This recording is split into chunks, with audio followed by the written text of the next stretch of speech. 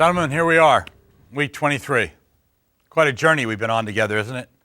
The journey of being a true knight.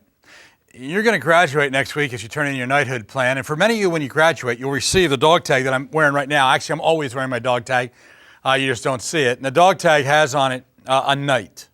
That knight, that raised knight on the dog tag, is a symbol of where your heart is, where my heart is, the heart of a knight. You wear it in secret because you don't need everybody to know it. They'll see it as your being demonstrates that as you do life. On the back side of this, it will be what says the core, the 6 elements of the core. One side chainmail, one side armor, and at the bottom it's a knight decides. And this is our decision. Do we remain as a knight? And this is an option. Some of you will get this at graduation. It might be part of the group you're with, or you might want to purchase it. Their website's available within the book, so you can pick that up if you don't have it.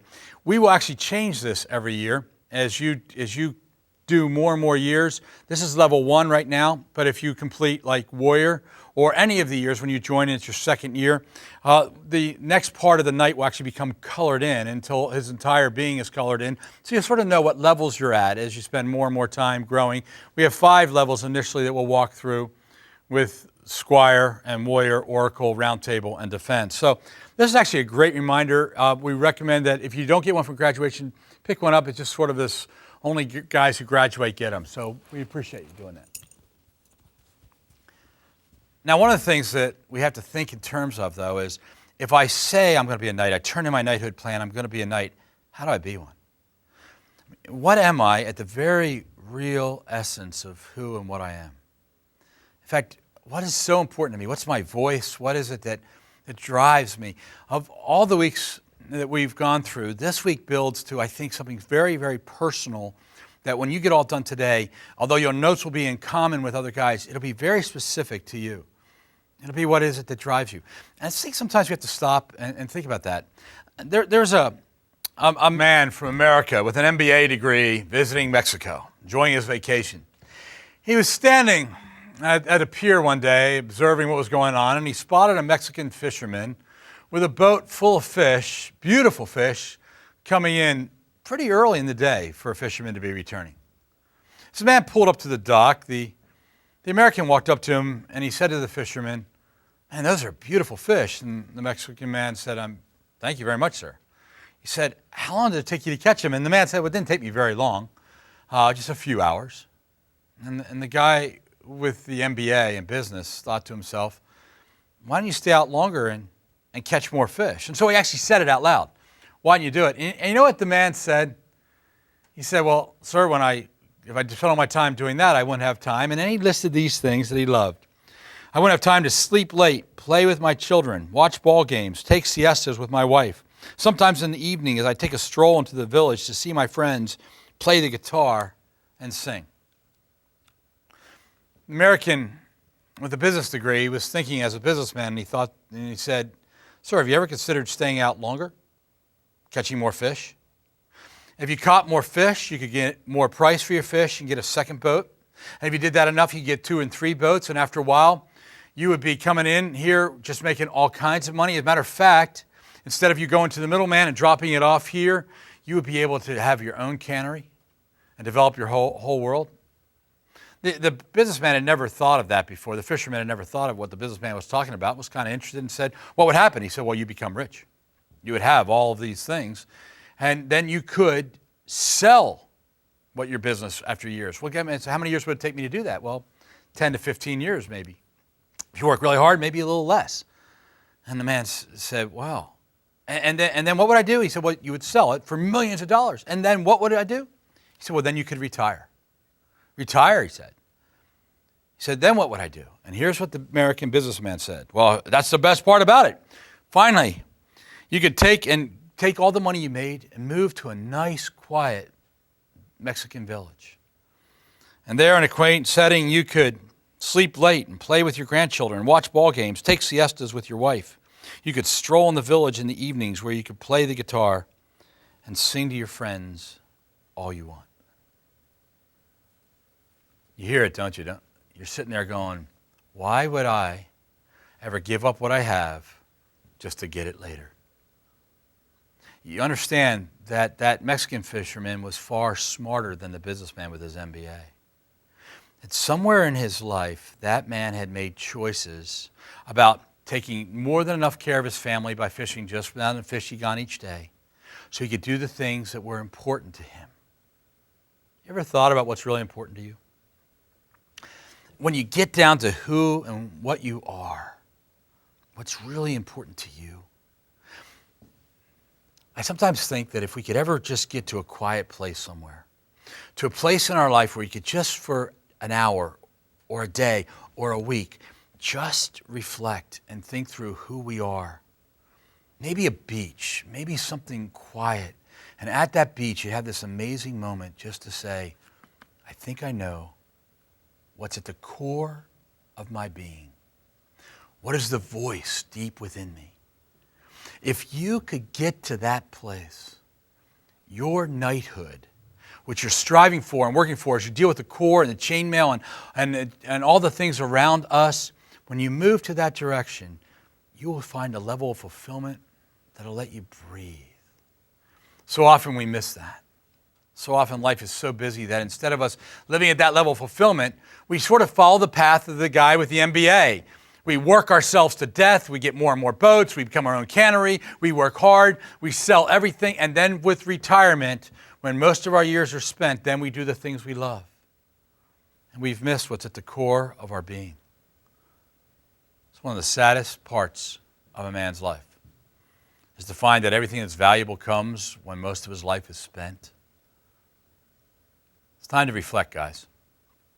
Kneel down on the beach of your life for a few minutes with me and find out what's at the core of our being. Take your books and look at lesson number 23. And as we go there, we got to find out why some knights, Roman numeral 1, revert to spandex male behavior. Why do we go back? Why do we get there? Knights often push themselves so hard, living as a true man for others, that they forget to refuel themselves. How you doing in this area? This is actually one, guys, that I get very guilty about. One of my goals right now for this year is to work no more than 65 hours a week. Now, for some of you, that's a lot more than you work. Now, I actually include working out. I include, because that's sort of a humorous time in my life, I include a lot of things in that you might not include in those 65 hours, but those are all things, time with God, those are all part of what I need to do to accomplish the job that I have before me.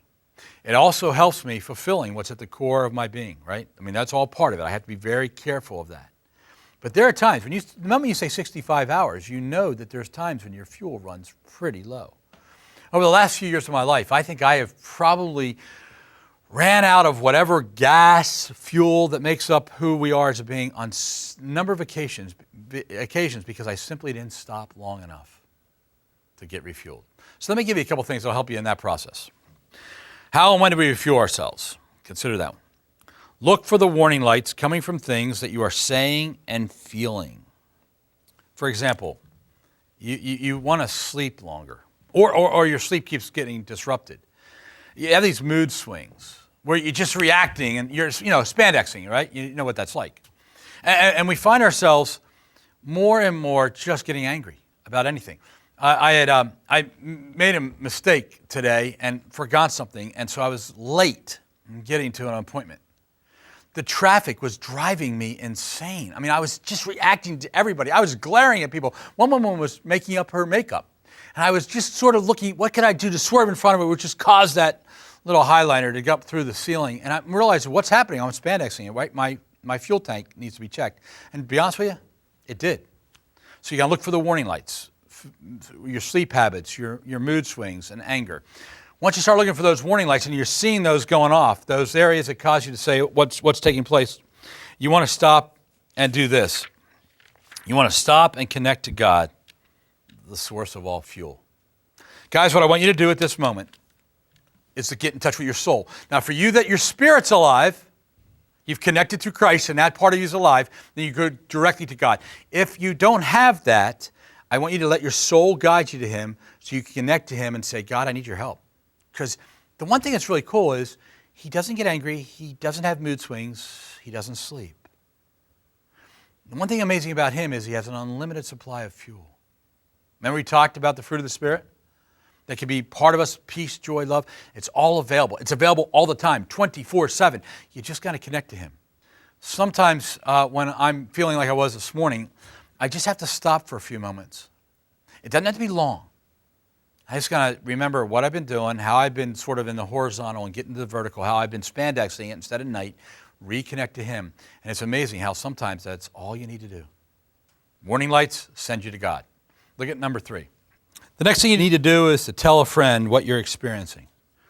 When you go through what I was telling you about that I was dealing with this morning, I'm instantly going to tell, as soon as I see somebody, or I can call them, what's going on. So I called somebody last night when I'm experiencing some of the things I'm experiencing, or when I get here this morning, I talk to Roy or whoever it is.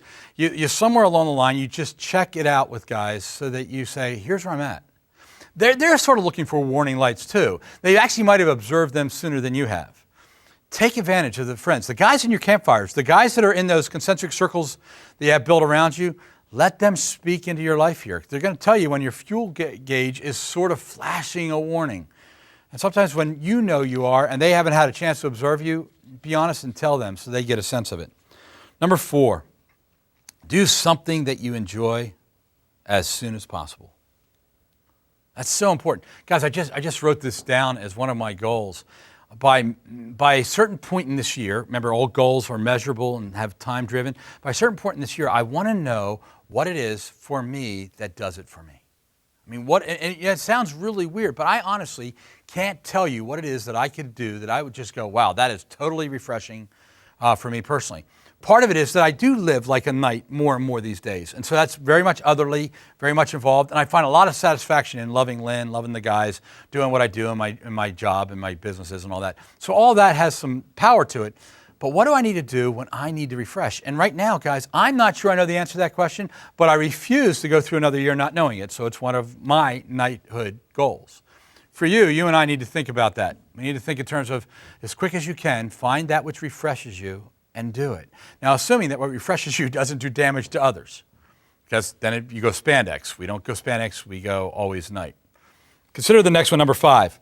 Make sure that to physically exercise, right? I go to the gym 3 times a week. I need to get my money back, but I do it anyway. Go over there, have as much fun posing with the rest of the guys, doing everything else, but I also spend time exercising on the days that I don't go there. And more that's becoming part of my life because I am getting older, my body isn't responding and all that. But to be honest with you guys, as a way of life, no matter what age you are, exercise helps these moments when you feel like, man, I just don't have any energy left. The last one should be obvious, but for us as guys, isn't necessarily. You might need to consider seeing a doctor if it's necessary. You might need to go and say, hey, I'm feeling this, and maybe has nothing to do with what's going on. Maybe it's something chemically inside of you or physiologically going on. So go check it out with the doctor. If you see these lights going off on a long basis and the other things aren't working about it, right? That's what we need to do. But that actually sets us up to say, all right, how do I get not just personally refreshed at a moment, but how do I actually get the core of my being refreshed? How do I get back to what I was designed to do? You know, you're sitting there and you're saying to the guy next to you, you know what? Not only do I not know how to get refreshed, I don't know what I'm refreshing to. For the next few minutes, we're going to do an exercise together that's going to help us do that. I think you're going to find it to be a cool journey. Look at Roman numeral number 2. We often are being controlled by the tyranny of the urgents, so that we've overlooked what is truly important. So here's what I want you to ask. How do I know what's truly important to me? And so you're going to ask yourself a series of questions. First one is this. What regularly gets to me? What regularly gets to me? Now, I will tell you that I would answer these questions in 2 different categories. 25 years ago, what was important to me was actually self-care. 25 years ago, I was spandexing it way of life. Now, I was an okay dad starting out. I was an okay husband starting out. I was an okay in what I did business-wise and career-wise. There were okays in all of those areas. But to be honest with you, at the core of my being, what was important to me 25 years ago was taking care of me. It's all about me. Now, I want you to take care of your core, right? We want to do that. But if that's your focus, if that's your emphasis, it's all about you and self-care, you know how you go spandex on that. I was spandex. So now 25 years later, I know that I'm not going to go there. That's not where I'm at anymore. But what I need to know is what does get to me. Now, there are certain things that get to me. You know what gets to me? Slow drivers. Slow drivers get to me. People who drive the speed limit get to me. I mean, I just don't, because I don't know, for some reason, vehicles are that which you listen to things in, like CDs, and you do other things along the way, trying to get to wherever you're trying to go. It's just never quite the journey for me. So, man, slow drivers get to me. You know what else gets to me? When people are in positions of power and they're unrighteous and they are corrupt, that gets to me. You know what else gets to me? When my family hurts. When somebody in my family is going through a difficult time, boy, that really, really gets to me. You know what else gets to me? When somebody tells a lie. When my sons were to do just about anything, if they add a lie to it, it always makes it, for me, 10 times worse.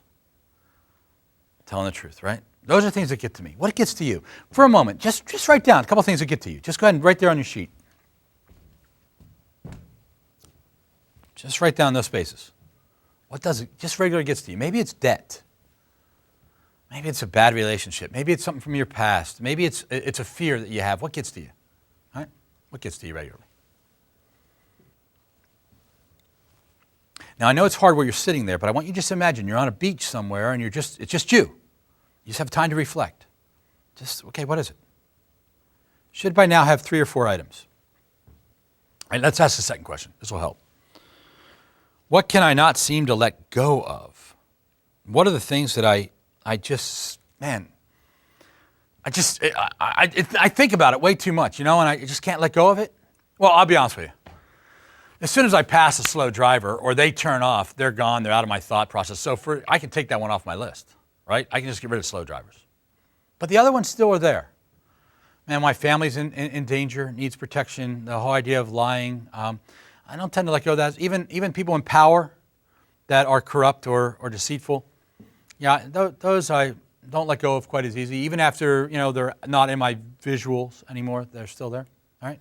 So I want you to get rid of at least one of your items. On your list now, remember you wrote down 3 or 4, get rid of one of them. It's the one that you can let go of.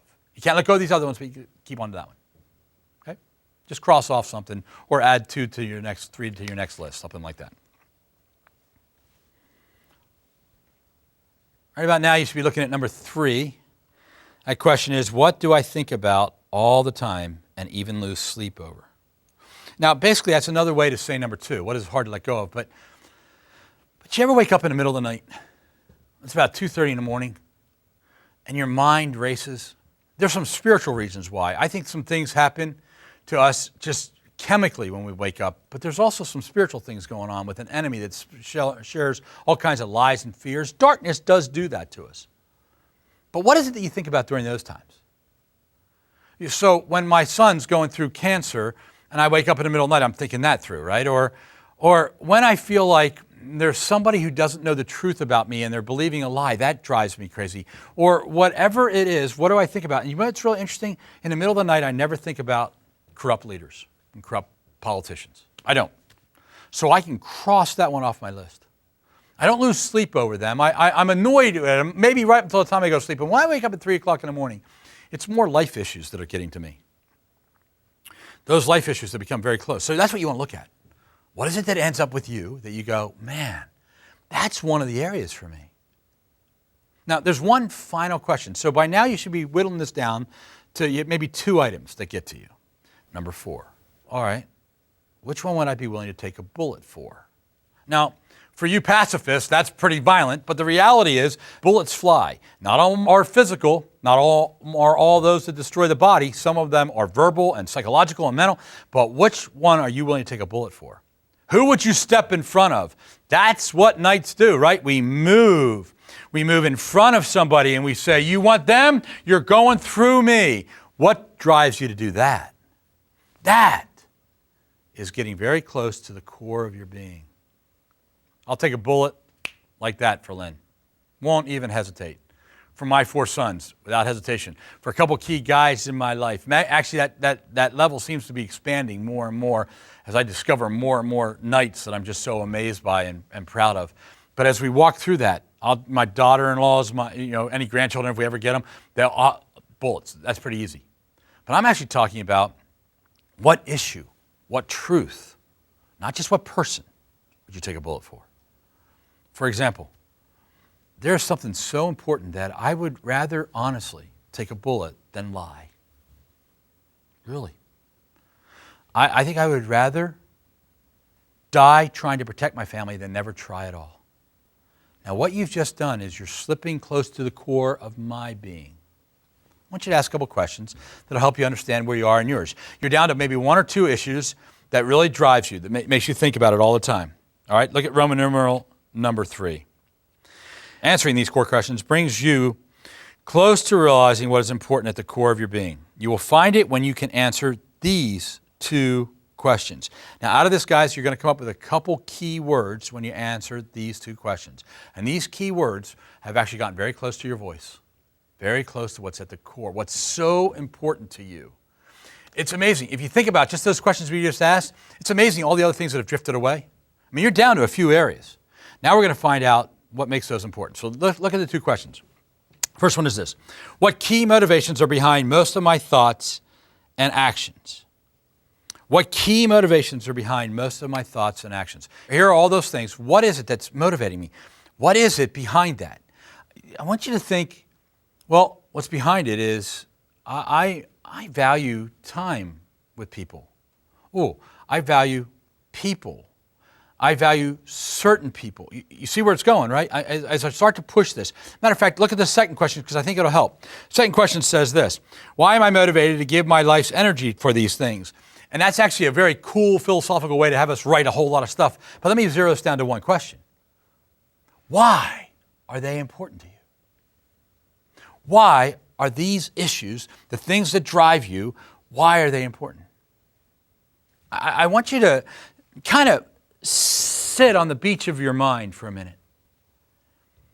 And I want you just to ask yourself the question over and over and over and over again. Why is that important to me? And if after a while you go, I don't know, then you can probably chuck that area because you will know what's at the core of your being. You might as well go back and work through the process again till you come down to it. Now remember, for me on my list, I got telling the truth and protecting the hearts of those I love. Whoa, they're big. Guess what's happened now? When I start getting it down, it is about relationships. It's about being truthful in relationships. It's about protecting the hearts of others truthfully in relationships. All of a sudden, I'm getting very close to a core of the being statement for me. I want you to start writing down a couple key words that you're getting that you're going, wow. For me, it's about, and start to write down whatever those things are, and then you will actually form a statement out of it. You know what drives me, guys? I talk to you a lot about this. Protecting the heart of every woman. You know how I learned to do that? I learned by watching Jesus protect the heart of his bride, the church. I learned by watching Jesus protect the heart of my bride, Lynn. As I learned to watch him, he's the master knight, right? As I learned to watch him, I also began to realize what's truly a knighthood action. Why do you think we have armor on? Is it just to protect us from relationships? No, we're at war, guys. You either fall, flee, or you stand in unit, or sometimes you move forward. And it's all about what's behind you. For me, it became unescapable. That became part of my knighthood journey. It's the nature of protecting. What is it that drives you? You can feel it when we're talking right now. You feel the passion of my life. What's yours? What is it that causes you just to well up inside of you and say, yeah, that gives me a reason for living? Do you understand that for Lynn to be safe behind me is the greatest joy? For my children, their mates, my future grandchildren, to be safe because their father, husband, grandfather was a knight after God's heart. Oh, I can breathe. What about what drives you with truth? You know who Jesus is? He says, I am the way, the truth. Why do I have such a passion for truth? Because I have a passion for Jesus. I don't have a passion for rightness. The passion is for what is true in a world full of lies. So as my core of my being statement comes together, I realize it's about relationship, protection, truth. Jesus, relationship, protection, others. I'm reflecting on the beach of my life. As I reflect on the beach of my mind and think through who I am, I discover this voice within me that I long for. I want you right now, right where you are, to sense the possibility. If you haven't sensed your core of the being statement, sense the possibility of it. Sense what would happen if you were able to find it and engage it, discover what it meant for you. One of the things that I find myself doing so often is I say, okay, if this is true, if this is the core of my being, how do I function? I want you to look at Roman numeral number 4. At the core of my being statement, motivation will be where you put your heart. Therefore, I spend my, and I want you to give you these 4 things. I'm just going to give them to you rapid right now, and we'll talk about them. Where do you spend your time? Where do you spend your energy? Where do you put your passion? Where do you put your money? Okay? Time, energy, passion, money. That question means that if I'm reflecting in my life who I am, then my actions, remember, everything about a night is not what you think, it's what you do. It's the fulfillment of that process. So when we get there, we go, what is my action matching what's at the core of my being? Now, this gets really exciting because it's now all of a sudden everybody's seeing what you've been reflecting about in the quietness of your being. Now they're seeing it come alive in you. So what are you spending your money on? If you're spending money on things that are not at the core of your being, no wonder you're not content. If all you're doing is buying toys, guys, unless that's part of the core of your being, it's not going to do it for you. Where are you spending your time? I mean, where do you put all your time? If protecting the hearts of people drive you and you spend all of your time at work in a cubicle dealing with no one else but you got to wonder, what am I doing there? Where are you spending your time? Where's your energy going? Where's your passion going? Where are you driving who you are? If it doesn't match what's at the core of your being, no wonder you're frustrated. No wonder we act like little boys sometimes. No wonder we go spandex, because we don't know what to do with all that's built up inside of us that we're wasting everywhere else. But what's coming part of who we are in the core of the being? Do you want to know what's really cool about me? Now, I'm older. Older has helped a little bit. You know what one of my goals is this year? To spend 80% of my time doing what I love to do. That only 20% of my time, energy, passion, money will go to things that I would rather not do. I want to keep changing that percentage with each year of my life. I like to get to be at 100%. Life has necessities and it has requirements, and I don't think I'll ever get to 100%, but you know what? I used to be at 30% doing what I love to do. Spent a lot of time with a lot of energy, and a lot of that, by the way, wasn't because I had to be noble and right, it was because I was a jerk. Where do we go with this? How does this work? I want to introduce you to a guy. His name is Paul. He was a man who, I believe that he had actually spent some time on a beach reflecting and decided that the best thing he could do was to hurt people who followed Christ. He thought that Christ was not the truth, and he fought against him. He lived during the time of Jesus. One day he's walking on a road, getting ready to destroy more of those who follow Christ. He actually was literally persecuting people to the point where he would take their life. He's walking on this road, this light comes, and Jesus appears to him in this blinding light, and he says, Saul, his name was Saul at that point, Saul, Saul, why are you persecuting me? What are you doing here? I think what happens is he has this experience, but then he goes in his blinded state, because he's blinded from the lights, and reflects and looks at what's at the core of his being. And he realized the very one he was opposing was the very one he was at the core of his being wanting to represent. He was trying to do right things in very, very wrong ways. In the book of Philippians, it's a book near the middle of the New Testament. He wrote the book. He writes these words, "For me to live is Christ, to die is even better." For me to live is Christ. To die is even better. He gets off his reflection, discovers what's at the core of his being, and becomes what I believe is one of the most dangerous knights out there. Here's the most dangerous knight, and I mean in a good way dangerous. You live your life connected vertically to God so that your whole core is consulted and your choices are made for him, and you become invincible because what's the worst thing you can do to me? Kill me? It's even better because then I get to be with him. All of a sudden, guys, we're no longer from birth to death. We're eternal. And when you get that way, as a knight, at the core of your being, that's going to go on for all eternity, it doesn't end at death. What's going to happen here starts to make so much sense and fulfillment follows. Look at 5.